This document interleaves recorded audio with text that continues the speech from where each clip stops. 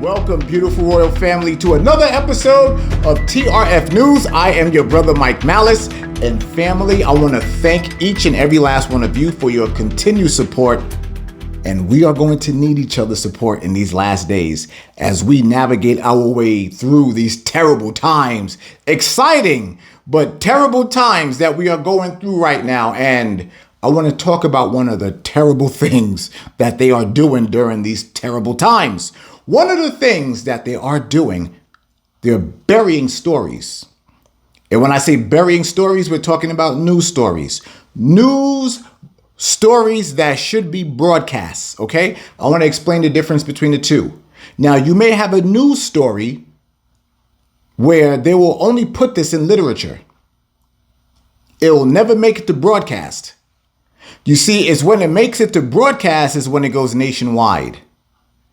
One of the tactics that these devils love to use, they love to bury stories under other top stories. This way they can't say, well, we didn't talk about it, because they actually did talk about it. It just was not at the forefront of the news cycle. And especially if it was not broadcasted. This story that I'm getting ready to share with you was not broadcasted. It was silently stuffed away down under the pile when this should have made national, if not world news.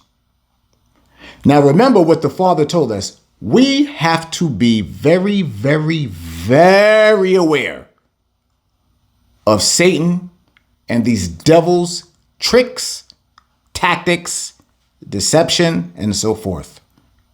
So what I'm about to do now is read this article here to you. I'm going to read the whole thing, and then we're going to come back and we're going to discuss it. So family, please take a look at this article right here. This is coming, as you see, from Fox News. So a so-called reputable source. Let's go ahead and read this. Border Patrol identifies strange object that fell from sky in North Texas. This was published March 5th, 2025. Quinlan, Texas. U.S. Customs and Border Protection, CBP, has claimed an object that people from Quinlan say fell from the sky on Tuesday night. They are calling it an Air and Marine Operations AMO Tethered Aerostat Radar System, TARS. Border Protection claims balloon. The TARS landed on a private ranch in Quinlan, Texas, which is in the southern part of Hunt County, east of Dallas. Witnesses told Fox 4 it looked like a very large tarp with a metal structure as big as a truck. Police and other officials on the scene told the witness it was a balloon, but wouldn't give any other details. Sky 4 captured video of what appeared to be a crew at the scene. A crane was also on the scene. What we know. In a news release on Wednesday afternoon, U.S. Customs and Border Protection, CBP, said on March 3rd at 3:15 p.m., South Padre Island experienced a severe wind event that caused the Air and Marine Operations Tethered Aerostat System to break free from its tether. The contact with the aerostat was lost shortly after it broke free, officials stated. On March 4th, the aerostat system was found in Quinlan, Texas. The Quinlan, Texas Fire and Rescue in Hunt County notified the CBP. Air and Marine Operations is currently working alongside federal, state, and local officials to investigate. Debris from the crash was gathered by the Rayburn Electric Cooperative and is currently being stored in its warehouse in Rockwall.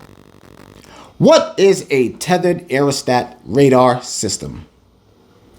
U.S. Customs and Border Protection's Air and Marine AMO uses the Tethered Aerostat Radar System, TARS, to provide long-range detection of low-altitude aircraft at the radar's maximum range.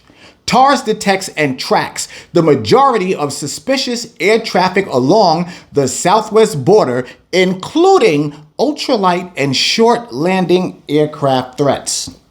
The Department of Homeland Security requires this unique TARS capability in areas beyond the southwest border, including the Gulf, Southern Atlantic, and Pacific coastlines and extended regions throughout the Caribbean used by transnational criminal organizations for illicit smuggling of narcotics and people.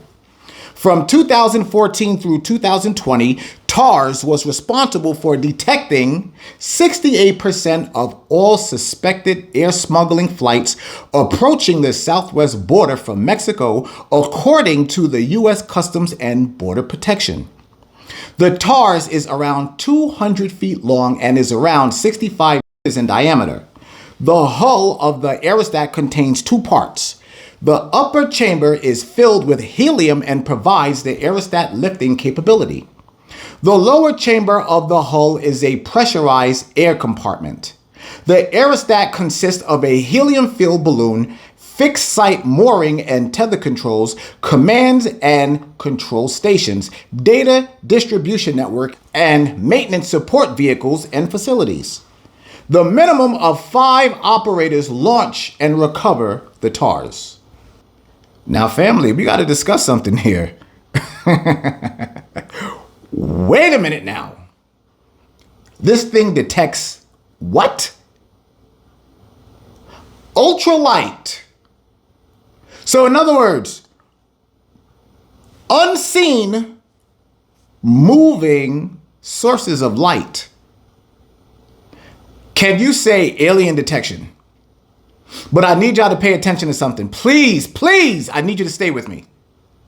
Do you see how they explained everything that it was for, but then they threw you the diversion?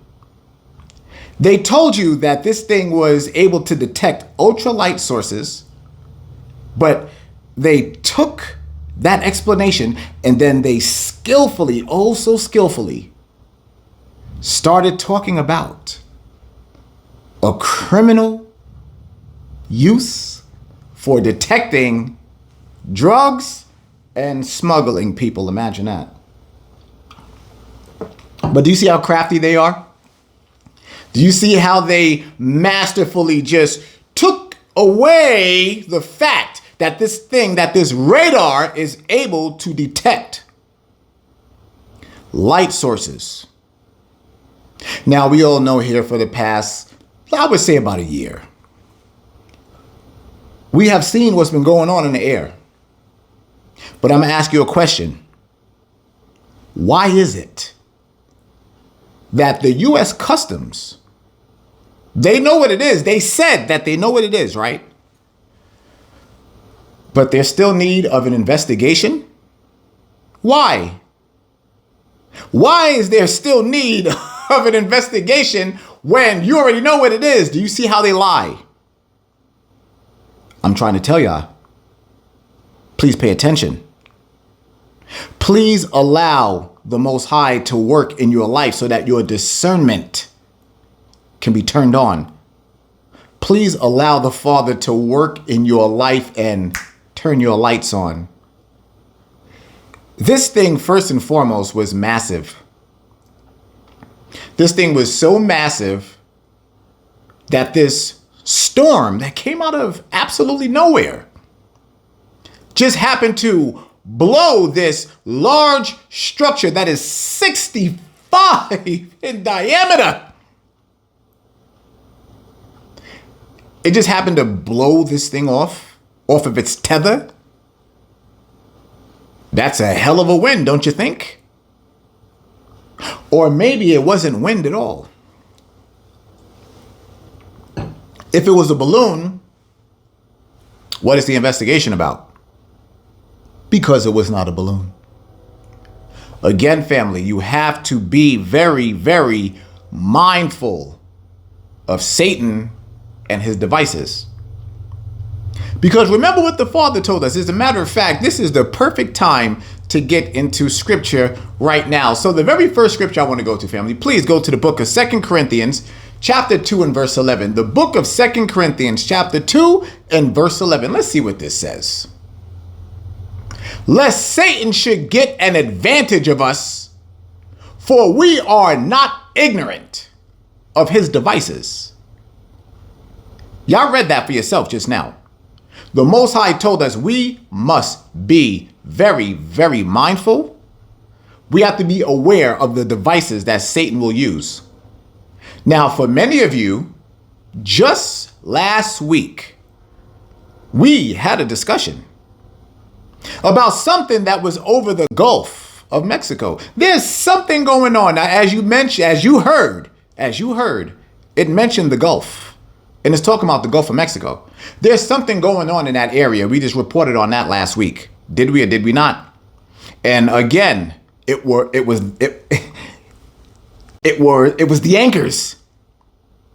Those anchors. What did they do? They laughing. They play it off.